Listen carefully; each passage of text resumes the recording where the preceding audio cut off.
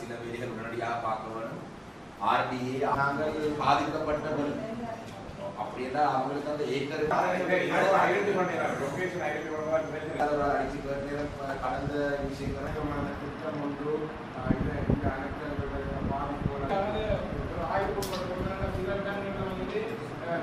யாருக்கு சொல்யூஷன் இருக்கு, இது ஆட்சியாளர்களுக்கு இல்லை. அதே முறையற்ற இடத்துல மண் கொண்டு கொண்டிருக்கு. யாருக்கு அந்த மண் யாருக்கு தான் போகுது. இதே ஒரு சரியான முறையில நடைமுறைப்படுத்தாட்டி அந்த ஸ்டொப்பல் நாட்டி இந்த முறை இந்த வாய்க்கால் திசையெல்லாம் மாறி நிறைய பயன் அழிய போகுது. கடந்த காலங்களில் நிறைய மண் சட்ட எடுக்கப்பட்டிருக்கிறது. இதுக்கு இந்த மீட்டிங்கோட தீர்மானம் ஒன்று தரணும். என்னன்னா இந்த ஜிஎஸ்எம்பி இருக்குது,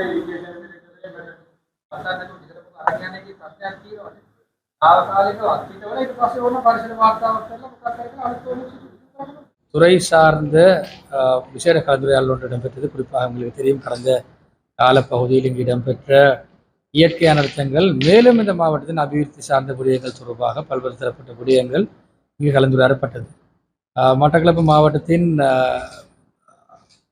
டிஸ்ட்ரிக்ட் கோஆர்டினேட்டிங் கமிட்டி, அதாவது மாவட்ட அபிவிருத்தி குழுவின் தலைவர் என்ற ரீதியில் நான் இந்த கலந்துரையாடலில் நான் பங்கெடுத்திருந்தேன். குறிப்பாக நாங்கள் பார்த்தோம் சொன்னால் பல்வேறு தரப்பட்ட விடயங்கள் இங்கு பேசப்பட்டிருந்தது. பல்வேறு தரப்பட்ட விடயங்களுக்கு ஆக்கப்பூர்வமான பதில்கள் எட்டப்பட்டிருந்தன. குறிப்பாக இந்த அனர்த்தம் சம்பந்தப்பட்ட விடயங்களை நாங்கள் பார்த்தோம் என்று சொன்னால் சில இடங்களில் இன்னும் நாங்கள் ஒரு முன்னெச்சரிக்கையுடன் இருந்திருக்கலாம் என்கின்ற பல்வேறு தரப்பட்ட விமர்சனங்கள் இடம்பெற்றிருந்தாலும் முதற்கண் இந்த தொடர்பாக ஆக்கப்பூர்வமாக இந்த விடயங்கள் தொடர்பாக மிகவும் ஊக்கமாக செயற்பட்ட அதிகாரிகளுக்கு நாங்கள் நன்றிகளை தெரிவித்துக் கொண்டு இனிவரும் காலங்களில் நாங்கள் இன்னும் முன்கூட்டிய செயற்பாடுகளுக்கு நாங்கள் இன்னும் எங்களை தயார் நிலையில் நாங்கள் வைத்துக் கொள்ள வேண்டும் என்கின்ற விடயமும் ஒரு பரவலாக பேசப்பட்ட விடயமாக காணப்பட்டபடியினால் நாங்கள் இன்னும் எங்களை தயார் நிலையில் நாங்கள் இன்னும் ஏற்படுத்திக் கொள்ள வேண்டிய ஒரு தேவை இருக்கின்றது. அதனையும் நாங்கள் உணர்ந்து செய்ய வேண்டிய ஒரு கடமையில் இருக்கின்றோம். மேலும் கடந்த கால பகுதியில் இந்த பிரதேசங்களில் ஏற்படுத்தப்பட்டிருந்த முன்வைக்கப்பட்டிருந்த முறை சாராத அபிவிருத்தி நகர்வுகளும் இந்த இயற்கை அனர்த்தங்களுக்கு ஒரு மிக முக்கியமான காரணியாக காணப்பட்டிருக்கின்றது. ஆக இது தொடர்பாகவும் நாங்கள் ஒரு நிரந்தரமான தீர்வை நோக்கி நாங்கள் போக வேண்டிய ஒரு கட்டாயத்தில் இருக்கின்றோம். இனிவரும் காலங்களில் நாங்கள் இந்த அபிவிருத்தியானது மக்கள் நலன் சார்ந்த அபிவிருத்தியாக இருக்க வேண்டுமே தவிர அபிவிருத்தி பணிகள் எந்த வகையிலும் மக்களது அன்றாட வாழ்க்கைக்கு பாதகங்களை ஏற்படுத்தக்கூடிய அபிவிருத்திகளாக இருக்க முடியாது. ஆகவே அபிவிருத்திகள் மூலமாக மக்களது அன்றாட வாழ்க்கை பாதிப்புக்கு உள்ளாக்கப்பட்டிருக்கும் என்று சொன்னால் நிச்சயமாக இது தொடர்பான விசாரணைகளும் இது தொடர்பான அடுத்த கட்ட நகர்வுகளுக்கு நாங்கள் செல்ல வேண்டிய கட்டாயத்தில் இருக்கின்றோம். அது மாத்திரமல்ல, குறிப்பாக இங்கு சட்டவிரோத அது மாத்திரமல்லாமல் விதிமுறைக்கு அப்பாற்பட்ட மண் அகழ்வுகள் தொடர்பாக இங்கு பேசப்பட்டிருந்தது. குறிப்பாக நாங்கள் பார்த்தோம் என்று சொன்னால் கடந்த சில மாதங்களுக்கு முன்னர் கூட இது தொடர்பான நடவடிக்கைகளை எடுக்க கோரியிருந்தாலும் சில அதிகாரிகள் இது தொடர்பாக நடவடிக்கைகள் எடுக்கவில்லை என்கின்ற ஒரு விமர்சனமும் பரவலாக முன்வைக்கப்பட்ட விடயமாக காணப்படுகிறது. ஆகவே இந்த வேளையிலே நாங்கள் இது தொடர்பாக உயர் அதிகாரிகளிடம் நாங்கள் உரையாடல்களை மேற்கொண்டு இது தொடர்பான தீர்க்கமான நடவடிக்கைகள் நாங்கள் எடுத்திருக்கின்றோம். ஆகவே எதிர்வரும் காலங்களிலும் விதிமுறைக்கு முரணான மண் அகழ்வுகள் இடம்பெறுமாயின் இது தொடர்பான முறைப்பாடுகளை முன்வைக்குமாறு நாங்கள் கேட்டுக்கொள்கின்றோம். ஆகவே இந்த அனர்த்தங்கள் மூலமாக கூட இந்த நாங்கள் சரியான பாடங்களை நாங்கள் படித்து நாங்கள் சரியான பாடங்களை நாங்கள் கற்றுக்கொள்ளாவிட்டால் நிச்சயமாக இது ஒரு ஒரு பரவலான ஒரு பாதிப்புக்கு தான் இது வழி சமைக்கும் என்பதில் எந்த விதமான மாற்று கருத்தும் இல்லை. ஆகவே இந்த விடயங்கள் தொடர்பாக பொறுப்பு கூற வேண்டிய அதிகாரிகள்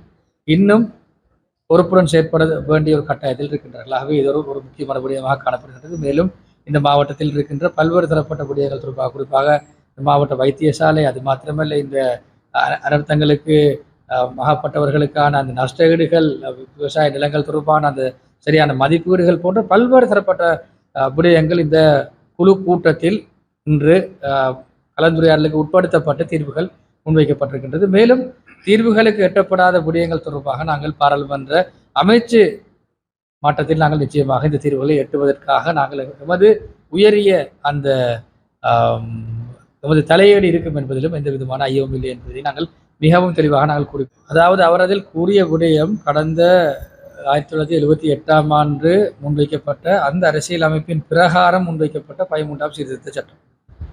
இந்த வேளையிலே நாங்கள் ஒரு கட்சியின் ரீதியிலே நாங்கள் ஒரு புதிய ஒரு அரசியல் அமைப்பை நோக்கி நாங்கள் செல்ல வேண்டிய தேவை இருக்கின்றது. அரசாங்கம் என்ற ரீதியிலும் நாங்கள் அதற்கான தேவை இப்பொழுது உணரப்பட்டிருக்கின்றது. இந்த வேளையிலே நாங்கள் எமது தேர்தல் வாக்குறுதிகளாக எமது தேர்தல் விஞ்ஞாபனம் என்ற ரீதியிலே நாங்கள் முன்வைக்கப்பட்ட எந்த விடயத்திலும் நாங்கள் மாகாண சபை முறைமையை நீக்குவதற்காக நாங்கள் எந்த விதமான மக்கள் ஆணையை நாங்கள் பெறவில்லை.